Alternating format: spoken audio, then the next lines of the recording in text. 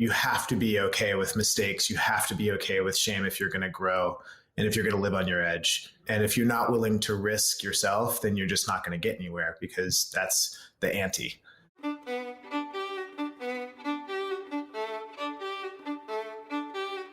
Hi, I'm Derek Mills. Welcome to the Glow Podcast. You may have attended some of Elena Brower's inspiring classes on Glow and possibly also discovered her that way. Well, Elena's guest, Jeff Rosenthal, did as well. He first took her class on Glow back in 2011. Jeff is a co-author of Make No Small Plans, Lessons on Thinking Big, Chasing Dreams, and Building Community. The book was published this April. Along with his co-founders in the Summit event series and community, Jeff has written the story of how community becomes a powerful human technology to help solve our urgent global challenges. Their book is so inspiring. They share their point of view on concepts such as trust, authenticity, reaching beyond your grasp, the importance of passion and purpose, and focusing on team culture, the value of hard work and intentional execution, that leaders don't have followers, rather they create other leaders, honestly addressing your weaknesses, learning from mistakes, the art of trusting yourself to take a risk, especially when people think you're crazy, and navigating the inevitable, never-ending challenges that await you as an entrepreneur, and so much more. Lots of concepts and advice which certainly mirror many of my own experiences of what it has taken to help build Glow. Community has allowed him and their talented team to help build Summit into a recognized event brand all over the world and develop what he calls a favor economy, an economy of sharing and connection. I've been very fortunate to attend Summit Series a few times, and in my experience, the act of giving of yourself with no expectation of a return certainly suffuses their ethos and is built into the attendee experience. Well, I guess attendee maybe isn't even the right word, since ultimately you end up feeling more like a participant of the event than a guest, as you're interacting and making meaningful connections with incredibly inspiring people. Their learnings shared in their book will make you think differently about how you might start and manage your business, help you be a better leader, a better colleague, in short, a better human. I hope you enjoy this conversation with Elena Brower and Jeff Rosenthal. Jeff, my brother, my old friend, I am so happy to be here with you. Thank you so much for doing this with me. Of course. It's such a pleasure. It's been way too long. Yes, it has.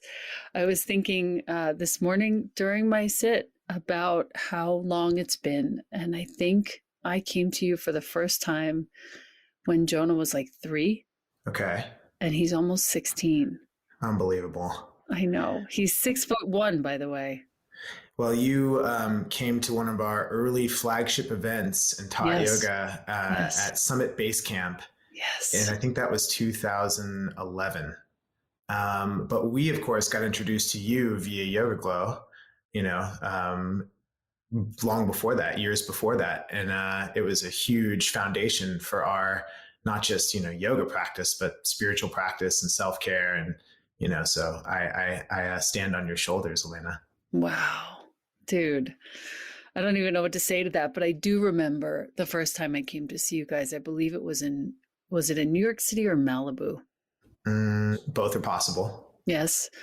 In any case, in New York City, it was this cute little apartment on Broadway where I was teaching you and Brett. And Malibu was sort of the first time I started to get a vision for what you guys were creating. And now I get to hold in my hands your book entitled Make No Small Plans, which is so ridiculously exciting. I feel like at all at once, I feel like the auntie, the cousin, the sister, the big sister, and the grandma of all of this. I swear, this is how I feel. And I sort of waver between all of these different sensations. But this book is kind of where I want to focus our conversation today, because I think our listener through Glow, we'll really appreciate first of all, the fact that our connection was first through Glow those many years ago, but we'll appreciate the audacity and the tenacity and the commitment that you four have made to creating this experience for so many thousands of us. So let's walk into the very, very beginning. We are looking at this book, Make No Small Plans, by 4 co-founders of Summit. And the first, obviously, is your man, Jeff Rosenthal, who's with me right now, Jeremy Schwartz, Brett Levy, and Elliot Bisnow. I would love to know how all of this started and when. Well, it all started in 2008. Elliot was at the University of Wisconsin, and he had dropped out and had joined his dad to run their family business called Bisnow, which was and still is a very large commercial e-newsletter and event series. And I think he was like 20 years old and was, I think he would say himself a pretty, had a small world, bit of a nerd, a little socially awkward. And, their business started to scale. And so he was very desperate in a sense for peers. And, he cold called the first 19 people and got them to go on a ski trip with him in Park City, Utah. And, it was no production, no skill whatsoever in gathering people, but the simple act alone of gathering these 19 people turned out to be really exponential for everyone involved. People made amazing friendships. They all supported each other's businesses, and the learning that came from just that, 72 hours of exposure to one another was like a breath of fresh air. When you're a young founder, you're typically learning by screwing stuff up and then hopefully not repeating those mistakes. And it's a very lonely place. Most of your peers are doing something that's a little bit more, down the beaten path. And by definition, when you're an entrepreneur, you're a founder of a startup, you're kind of, forging your own trail in a sense. And so it's invaluable to have peers, and then even more valuable, frankly, to have mentors that have already walked those roads. And for the second event, our co-founder, Brett Levy, got involved, and they had met at like a, really sad real estate, drinks and gathering in Washington, D.C. And they were the only 2 young guys there. And Brett was helping him produce the Mexico event, which was 60 people, also in 2008.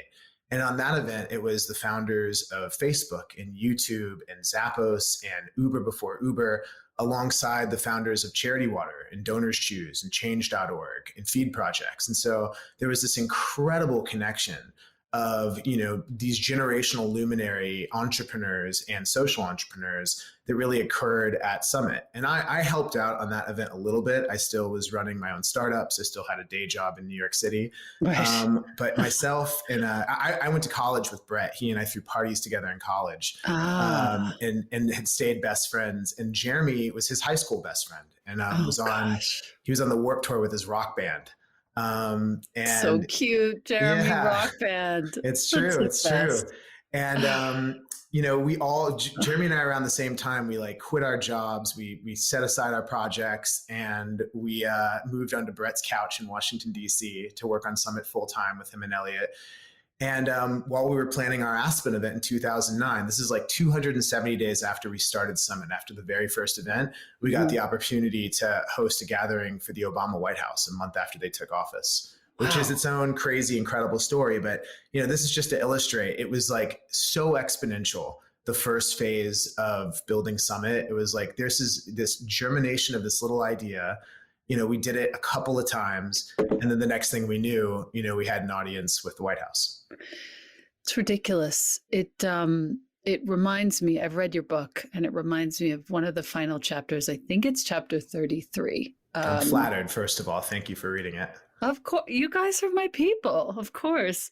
But it was about uniting the core. Let me just find it one second. Unite the core to move the mass. Yes. Okay.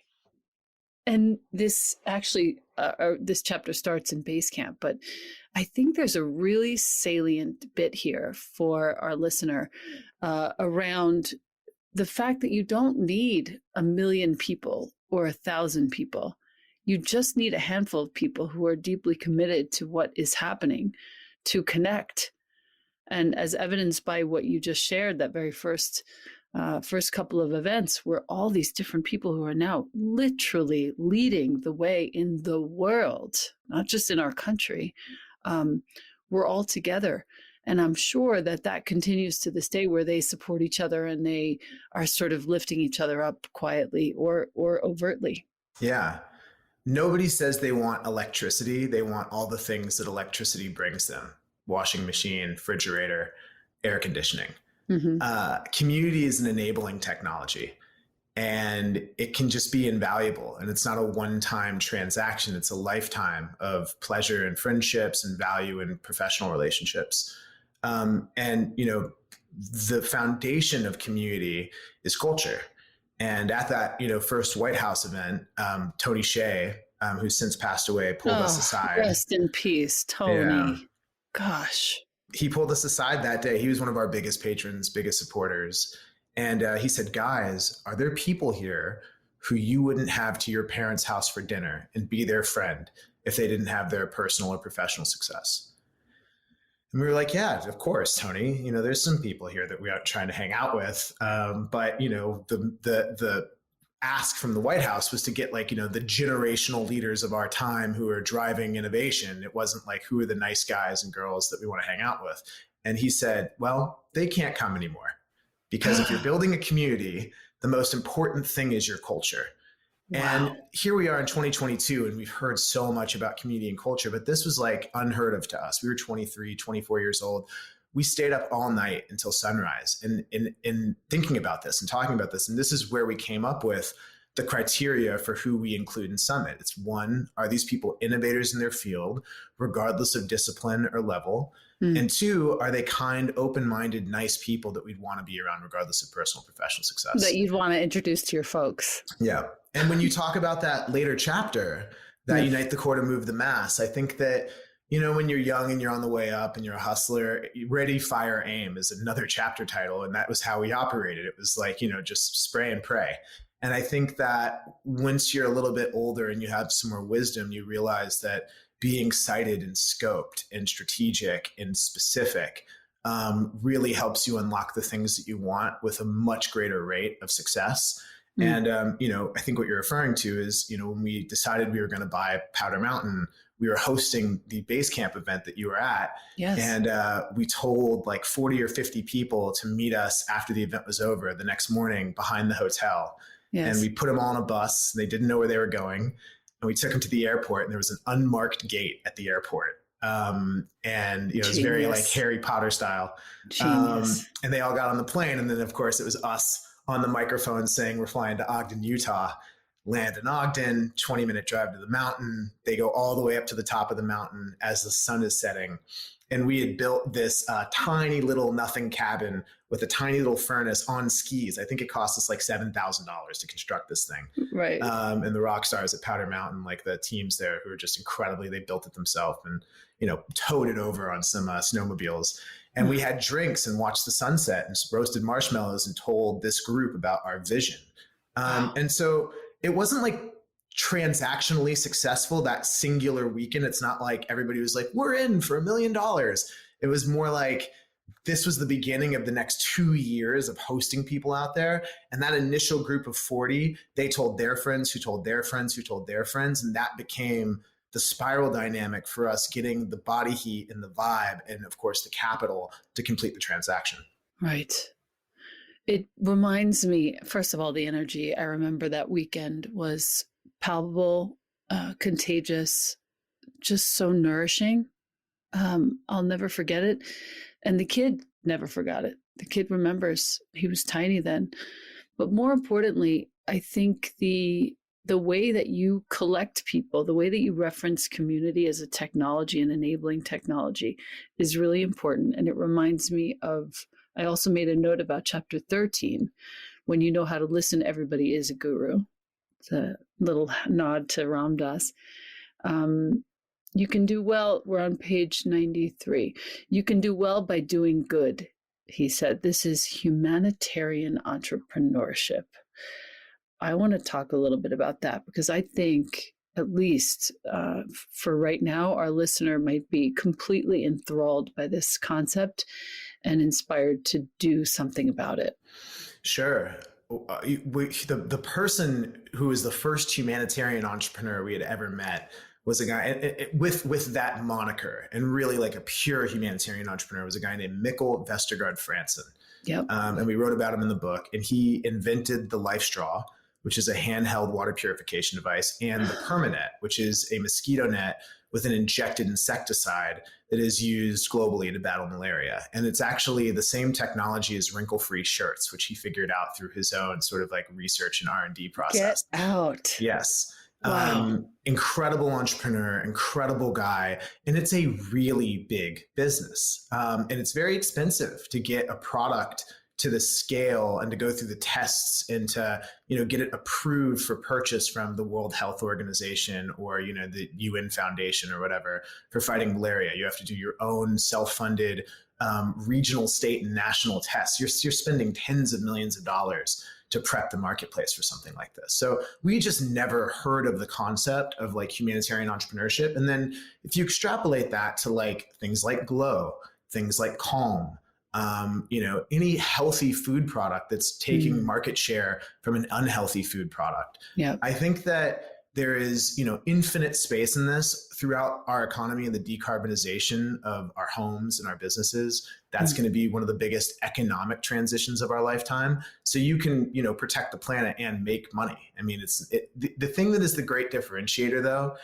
is it has to be important. Like that's the make no small plans at its core is like, you need to do something that's inspiring enough to have people gather around this idea and make it realized. If it's also ran, if it's small, if it's mom and pop, sure, you can have a little project here and there, but you can't affect the outcomes of the world around you because the things at play are large, they're huge. And I would argue that market-based solutions are the things that are going to have the most resource behind them to really affect change at the greatest scale. Yeah. And if you're listening to us right now and you're thinking, well, it's too late. I can't do anything about this X problem, Y problem. In chapter 18, we talk in this book about how the ancient Chinese proverb says the best time to plant a tree was 20 years ago and the second best time is now. And I feel like you guys are the embodiment of this. I've watched you grow up. I've watched you create. I've watched you give. I've watched you receive. What would you say to somebody who's listening to us? Let's say somebody in their 20s or 30s who is deeply inspired by what you've done and is completely daunted by the prospect of what they need to do in order to create what they want to create? Thank you for the question. Yes. First of all, less than 1% of people who are entrepreneurs or creatives can do it themselves. And there are those geniuses out there who can paint every brushstroke, sign every check, manage everything. That's not me. That's not my partners. That's not the majority of people that you see building things that you admire. And the narrative arc of a lot of the like business stories or creative stories, it's like this one person did this. It's never like that. So, once the search is in process, something will be found, and it's all bricklaying. It's just step by step. And after, 3 years in the game, you start building pattern recognition. By 20 years in the game, you're a real player. I mean, we're talking about an infinite game here. This is not like a sport that you play for 3 seasons. This is like a body of work. So I would say, you have to be passionate and you have to be inspired, because otherwise someone who is just going to smoke you. It's work for you. It's fun for them. And, I would say that 90% of people don't like the work that they do. Like, it's a really hard world out there, like with student debt and just the unfairness of, where you can be born in a society and how that affects the outcomes. Yeah. Just the time period that we're in, it is extremely difficult to start anything. So I don't want to be like, yeah, you focus and you have inspiration, you follow your heart. It's not like that. It is really hard. But if you love it, anybody who's in the space is going to deeply enjoy a conversation with you. It doesn't matter what your level is, but if you're really about it, if you're a real student, Elena, I don't know anybody who's as wonderful of a yoga teacher and mindfulness practitioner as you are. And I imagine that, there's plenty of fans where you're like, okay, this is a bit of a, chore as well. I'm in service of you so you can have this conversation. But when somebody comes to you and asks you a question that you enjoy thinking about, or shares some insight about the space that you love and care about that you didn't know, you don't care what their level is or where they're coming from, and you're likely to be a part of their life, So yeah, that is absolutely true. Absolutely true. I think there's something of value in what you just said, and it links also to a slightly later chapter about making mistakes. Don't worry about making mistakes when you're making history. To our listener who really might be considering starting something and is daunted by it or intimidated by the prospect of it. Every single one of us who has ever created a business, a body of work, a book, anything like this, we have to make mistakes. If you don't make mistakes, you will not actually create the fullness, the richness of the work that you're meant to create. And I think you guys really put it well here in this chapter. You had just landed back in Washington. You had come from Montana. You were working on DC-10. I would love to just hear a little bit about this time because it feels like a pivot point. For sure. There's a great book called the Hagakure, which is like one of the philosophy books of the samurai. And the way they put it is only death is the end of shame. So, you have to be okay with mistakes. You have to be okay with shame if you're going to grow. Yes. And if you're going to live on your edge. Yes. And if you're not willing to risk yourself, then you're just not going to get anywhere because that's the ante. In 2010, that was really like our breakout moment as a global conference and ideas festival. We had hosted some great events, but this was, 3 times bigger than our previous event. It was in the nation's capital. And while we had some speakers and some talks at previous events, this was the first time that we were just like, above and beyond. It was John Legend and Michelle Rhee talking about students' rights. And it was, Bill Clinton. It was Ted Turner. It was Steve D'Angelo, who's like the godfather of marijuana reform in the United States before California or any other state legalized. Right. And another like 100 unbelievable, maybe not 100, say 75, 60 incredible speakers. And, the attendee base was so interesting because like at this point, a lot of these, founders and entrepreneurs in our generation were on their like, say, Series A. So if you think about like the generations of a business, it's the seed or pre-seed, the germination of the idea, the seed, whether or not you raise capital is when you start building the team and start really formulating your go-to-market. By the time you're raising Series A, you have a product. And then B is post-product market fit. And then if you are raising later rounds, that means that you're crushing it and your business really works and it's scaling and you're going to sell this thing for a boatload of cash one day. Or you're just going to have a ton of impact and have a great business.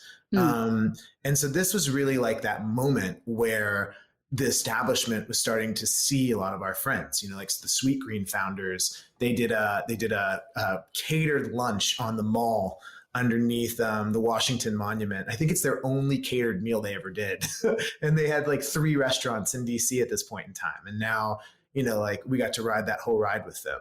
And there's all these examples where, like we just were, it felt like you were early to the party. It felt like you were really lucky to be around one another. And then that sort of establishing factor, again, it seems like almost semantic, but being in the nation's capital and having those huge names speaking, it really created an opportunity for us to brand co-opt, right? So if you think about how Nike did it, Nike became Michael Jordan, Nike became, all of these great athletes. And when you see the Nike check mark, you think about that athletic greatness. Yeah. With Summit, because we were able to get sports teams owners and incredible founders and amazing impact leaders and, the most influential politicians of the day, it really painted us with that same paintbrush. So it actually gave us more leeway to be more experimental and weird and out there and non-established, which led to our next big event, Summit at Sea, where we really broke the model of, on land conferences. What's funny? When you said it was nice to feel like you were there at the very beginning of something, in reading this chapter, I didn't attend this event, but reading this chapter about the tea with the grandmas and Yossi's bake sale, Like, Mm-hmm. holy shit, the wrinkled flags. Mm-hmm. Our listener, if you need to get this book, if you have even the remotest interest in creating your own business and world, it's chapter 21. Honestly, you have to read this. The wrinkled flags with Bill Clinton on stage, and the tea with the grandmas, your grandma and Elliot's grandma. Yeah. Can, Well, that really showed you what we were about. And like it kind of speaks to our realization of this idea of social sculpture at an event. So like incorporating all these different experiences that change the texture in your memory of that moment in time. I'll start with Yossi. Yossi Sergat was the head of the OPL, Office of Public Liaison for Obama for a while. He was a meaningful part of the Obama Hope campaign with Shepard Fairey. And he's the guy that got us that first White House meeting. And when we got to DC, I'm sure he conveniently forgot to sign up for the event, but he's like, I'm coming to the event and I'm bringing a troop of Girl Scouts and we're selling cookies, or I don't think it was Girl Scouts, but the equivalent. No, it was like a proper bake sale. It was a proper bake sale. We were like, totally. Dude, there's no way we're doing a bake sale, after like these people come off stage, just forget about it. And when we opened the doors from our opening plenary, our first big talk, and 800 people pour out into the rotunda, of course, Yossi's there with like a troop of little girls selling baked goods. And it was amazing because everybody's like, this is the coolest thing ever. You guys are so thoughtful. I'm buying 20. And, of course, it not only worked, but it made us look fantastic. Of course, it's like down home real time. And then the tea with the grandmas, Elliot's grandma and my grandma. Florence and Joy. That's right. Who are both wonderful and both since passed. They literally, like, I think Elliot's grandma stayed up all night, like literally baking like 900 cookies. I don't know that my grandmother got involved in the manual labor, but they both hung the whole time. And it was one of the most like popular events. And actually, funny enough, it really showed us who we were going to end up spending the most time with and becoming the closest friends with out of the people that were there. Because it's very self-selecting. Like if you have interest in tea with our grandmas, sounds like we're probably going to be long-term friends. Like you also are in on the joke. And if the joke that isn't even a joke. That's exactly the beautiful part about that. I was so bummed that I hadn't attended when I read about this, because the beautiful part is, guess what? That's actually the whole story right there. Mm-hmm. As cool, as connected, as accomplished as you are, you're putting tea with the grandmas on one of your first events where Bill Clinton is speaking, Mark Cuban is speaking. Like, who does that? You. Yeah. It's insane. It's our show. We can do what we want. Yes. And the last thing I want to point out for our listener too, page 150, I made myself a note and folded this page because Mark Cuban said way before he was super successful as he is, he said, when I die, I want to come back as me. Good. Yeah. Before he was successful, you guys got on a plane the next morning after that gigantic, ridiculously successful event, got to Nicaragua, I think it was, right? Yeah, that's right. And literally were just ruminating on that statement, like, oh, okay, so maybe the ultimate accomplishment, if you were to use that word in this life, is to want to come back to this life as it is right now. It's super zen, actually.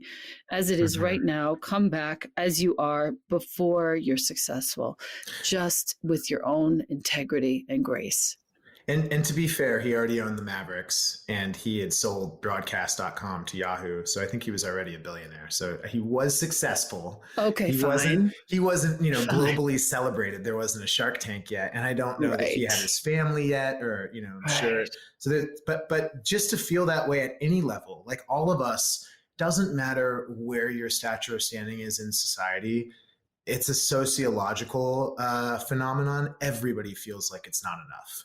Right. Everybody feels like they don't have enough, or that their, relevance is being threatened daily, and that they're trapped in the, in the body and in the situation that they're in. And, so it's still an incredibly zen place to be, because most billionaires are chasing the next billion, or chasing the next, rung on the ladder of, standing and power. There's always another higher level room to get into. And then what's your standing in that room?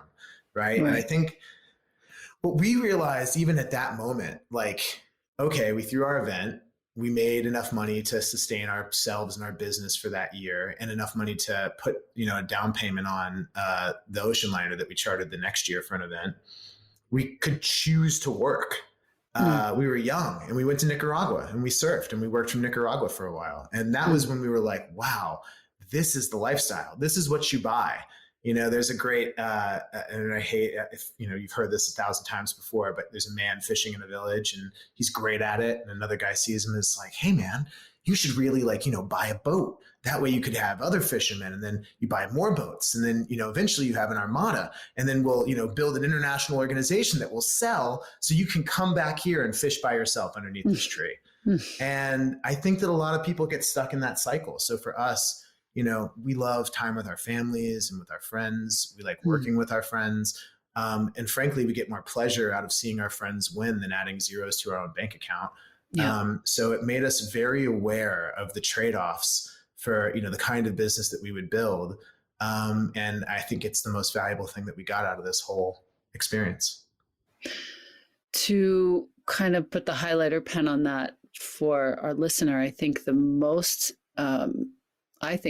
important thing that you've come to understand is how to value your own time, to organize it so that you can both play and work, to prioritize the closeness and the connectivity over the dollars, but to keep the dollars in view. Obviously, it's like you're raising a family. You got to put a kid through college. But I sort of want to go from here to the most important question that I have for today. Chapter 25 is entitled, Bite Off More Than You Can Chew. You can figure out how to chew later. In light of so many stories of these wild variations of narcissists who have created these gigantic promises on which they were unable to really make good, I wonder how you talk about this particular topic how you would talk about this with somebody who's young and just starting out. There's a peril and a virtue here. And I'm curious to hear how this played out for you. Yeah, for us, our reach always exceeded our grasp, and that made it very fun to work with us too. So like, if you're my mentor and I'm just like, everything's good, I'm on a linear path, you're like, okay, well, great, rubber stamp the friendship, I guess I'll see you later. But if I'm like, right, hey, I am in this place and I don't know how I'm going to get to the end, that's really fun. That's why they're there. That's why they want to mentor you. So it's like this idea of like, giving the gift of somebody else helping you, not right, like thinking, oh man, it's quid pro quo, game of trades, now I owe this person. No, on the contrary, now they're more invested in your success. And if you take their advice and then take it to the next step, they're probably going to be pretty keen to give you more advice. Like it's very flattering when people hear what you say and then do it and then come back and show you, Right. In terms of sort of like the megalomania at play, I'm from two camps. One, that's not me. That's not my partners. We are community first guys. And so that's why we successfully built a community company. If you're thinking about extracting value, if you're thinking about what I'm going to get out of this, then the cornerstone of what you're doing is poisoned in a sense, right? And people know, it just won't yield what you want. The sort of like sociopathic tendency or megalomania that you're seeing exists. So there's the WeWork story or there's the Uber story or whatever on, TV. One, these are like all juiced up to be as shocking as possible and to be annoying as possible. And these are the heels, right? They're the characters that we're supposed to hate in the telling of this story. And these guys don't get to enjoy the success in the same way that they would had they, not overshot the landing. So it's not like they wake up every morning and they're like, oh man, let me, drink a glass of champagne and go hit my jet ski. I'm so happy. Like they wanted the love and affection as well. Like they're human beings. And in the case of Uber, like, so he lost out and certain investors perhaps, lost out to a degree, but the customer and there was so much bad behavior. The people that were specifically and personally harmed by the stuff is terrible. And I think that we're evolving as a society for what is permissible, how to create workplaces that you want to be in. To continue on the negative before I hit you with a little positive, once your workplace is 90% white men, what women and people of color want to be there? Like, what professional track is worth it? And if that's the reason they're coming, then you're already losing, right? So you are who you are, and everything else is an approximation. And, the fish rots from the head. Now, that being said, I use Uber a lot, man. I use Uber Eats a lot. I love the product. And if these guys weren't psychos and didn't think that they could literally manipulate reality as we knew it to bring their thing into being that had to be there, it wouldn't be there. So that is a very difficult thing. And you see it even with people that, meditate and, microdose, and it can still service ego if that's like where your head's at. But I don't have an answer for you. I just have my own exploration and feelings. Yeah, that's kind of what I wanted to hear about, how you looked at all that stuff, knowing some of the players there, and also, having had experiences where I'm certain you could have easily been tempted to tip the scales in that direction, manipulation or in some way, some sort of malevolence, and you didn't. And it's why it's why I'm still here. That's why I love you. We're not that smart, and we're not that self-confident where we think we can get it over. And I think it's also helpful that we were the youngest people in the room when we started Summit. We always knew that we were the dumbest, least exposed, people in the mix. So of course we're going to be servant leaders to a community of people that are much more smart and global and experienced. And, years in, we start building our own pattern recognition and forming our own opinions. But it took 6, 7, 8 years. And it took a ton of help from our community. Yeah. The chapter 29, The Art of Social Sculpture. This is a really cool one, and I think it might be inspiring for our listener too. Just regular day-to-day dinner time antics. Instead of just inviting people because you hadn't seen them in some time, you actually invited people based on a theme. And I love this. I love this for just regular humans in the world. You want to have a little dinner gathering with your friends. What if you did that? And I would love to hear how that came about. For sure. I have said it too many times because it's kind of true and kind of not true, but the dinner table is the greatest piece of human technology ever created. Breaking bread with another is such an intimate thing. And you can sit down thinking you have nothing in common with someone, and 45 minutes later, I can almost guarantee that you'll find that you have more in common than not. And when it comes to just your own social circle, your own professional life, the act of simply gathering people that are, that would be great to meet one another, it's just the best thing you can do for yourself. You could be a nobody in a space, but if you throw the gathering and all these great people meet, they're going to paint you with that same paintbrush that you belong in that crowd or at that level. So you want to get invited to the party, throw the party.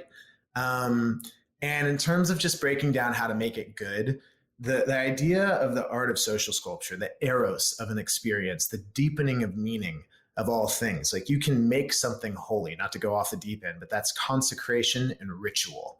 There are ingredients that all holy ceremonies follow. And, when we think about an invite to an experience, your experience starts when you get told about the thing.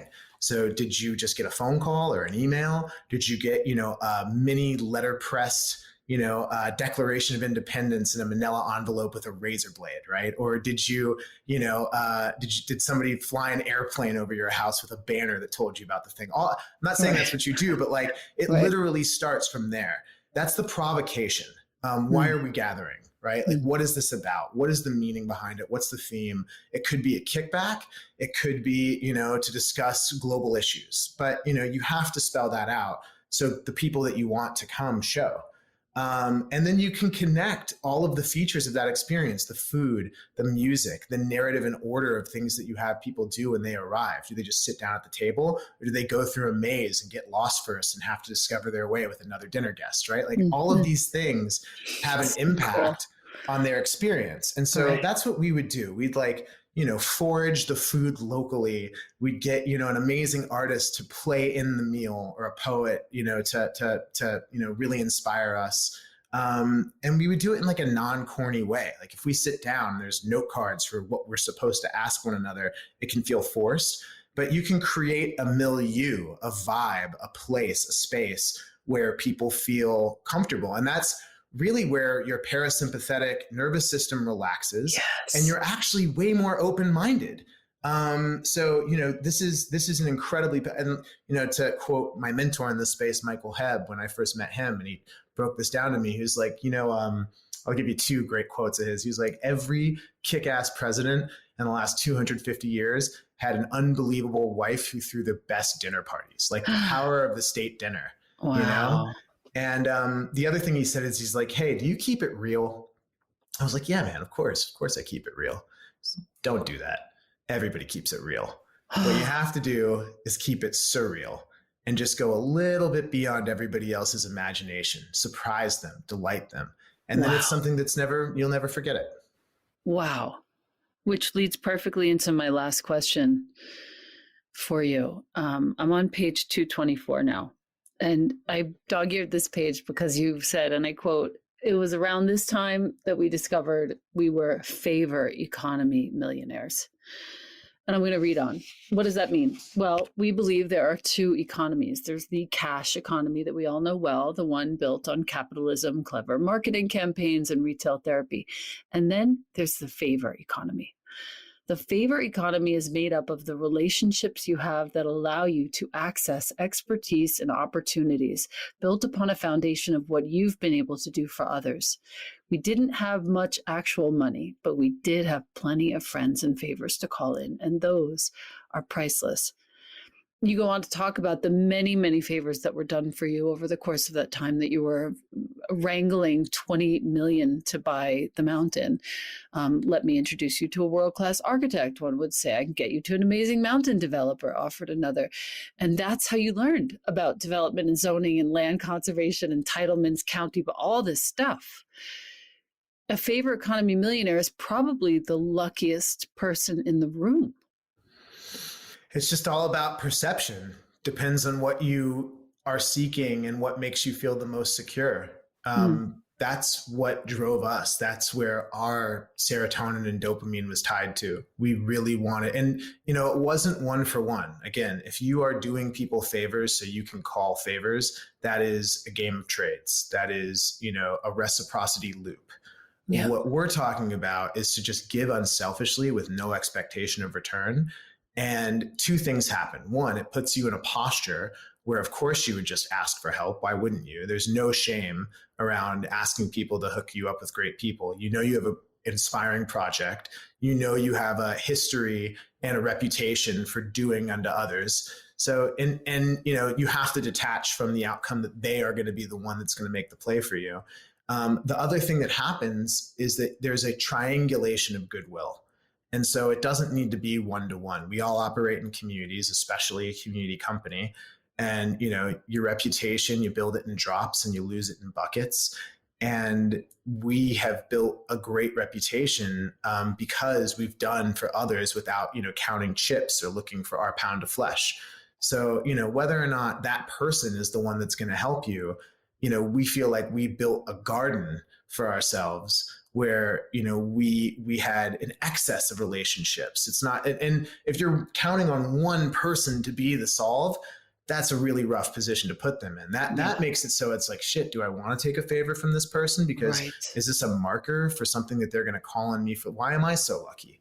Right. That's the last reaction you want to have when you're doing something generous. So the thing I would say is, like, if you want to become a favor economy millionaire, don't talk about it, be about it. Don't tell somebody you're going to do them a favor.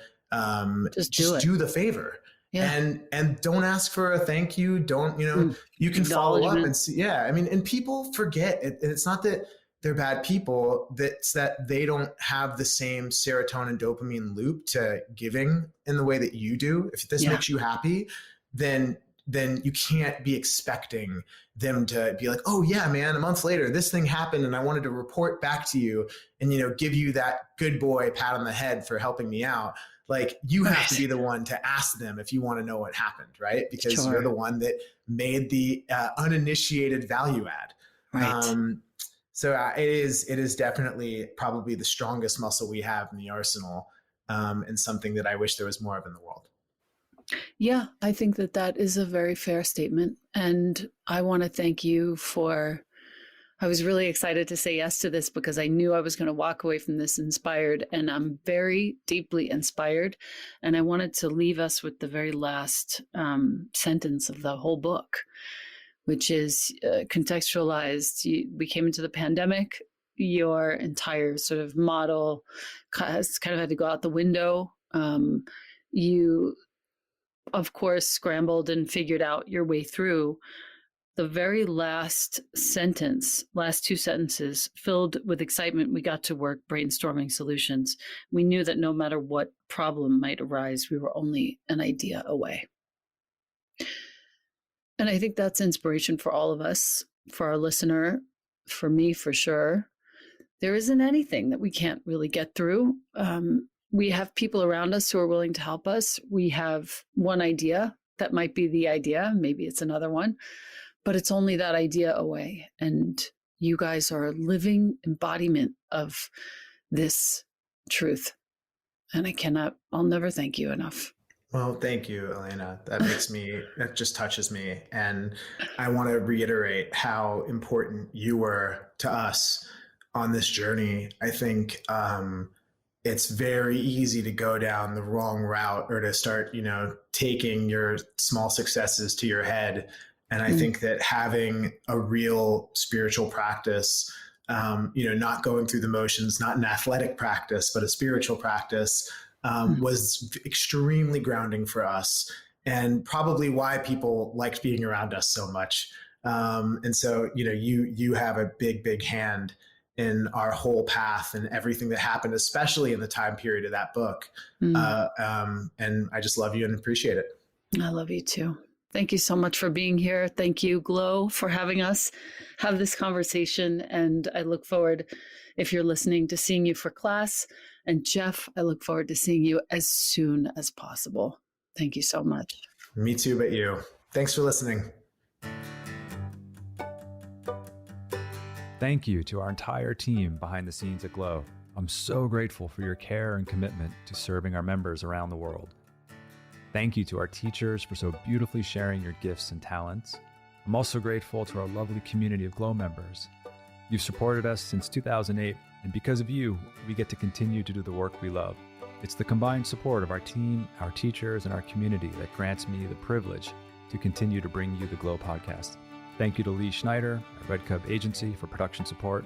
And the beautiful music you're hearing now is by Carrie Rodriguez and her husband, Luke Jacobs. And remember, take care of yourself because our world needs you. Thank you for coming on this journey with me. You can find the Glow podcast on Spotify, Apple Podcasts, or glo.com/podcast, or wherever you listen to your podcasts. I'm Derek Mills.